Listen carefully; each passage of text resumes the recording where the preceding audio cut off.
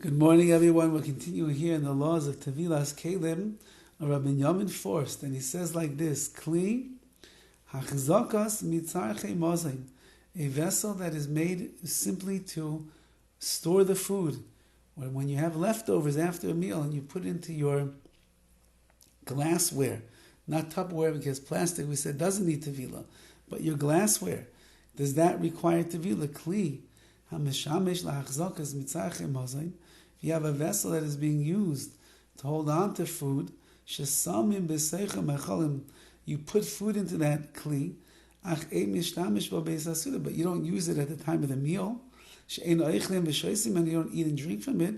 It's a storage kli. It's like a Tupperware glass kli that a storage container. You don't cook in there. So then you have to be toivel it, but without a bracha. There are those who hold it's not considered to be a kli seuda, a vessel for the meal. The ein tzarich tevila would need tevila, would not need to be taken to the mikveh at all. So we're being machmir over here. We're being stringent to take it to the mikveh, but we don't make a bracha. And then he says yichud hakli l'shimush prati. Let's say that you designate this kli for its own individual use. What does that mean?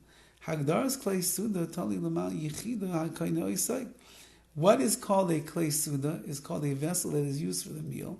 It depends on what the person who bought it, what he intends to do with it.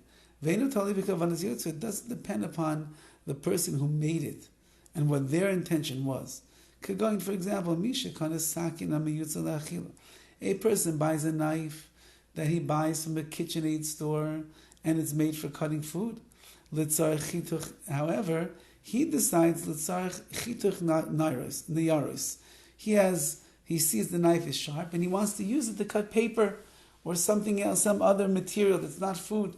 Since he's not using it as a kli suda, he's not using it for a meal, he doesn't have to be toiveling. Even if in the beginning, he bought it originally because he wants to use it for food. Then he decided, you know what? This knife is going to be good to cut papers with. He still doesn't need to be toivel, because at the end of the day, he never uses it for food. He's only using it for cutting papers. So too the opposite is true. He bought a vessel that was not made for food. He bought himself scissors. Scissors are made to cut paper. However, then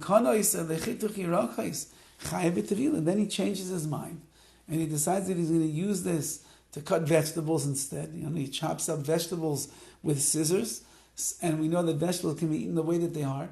So therefore, this is literally a kli suda. It's preparing the food right now for its eating. It's chai b'tevila. You'd have to be toivel this thing then, and it would seem to be that you would do it with a bracha, with a blessing as well, because it's now like a regular kli, a regular vessel that you're using for a meal and for food. Have a wonderful day and a wonderful Yom Tov.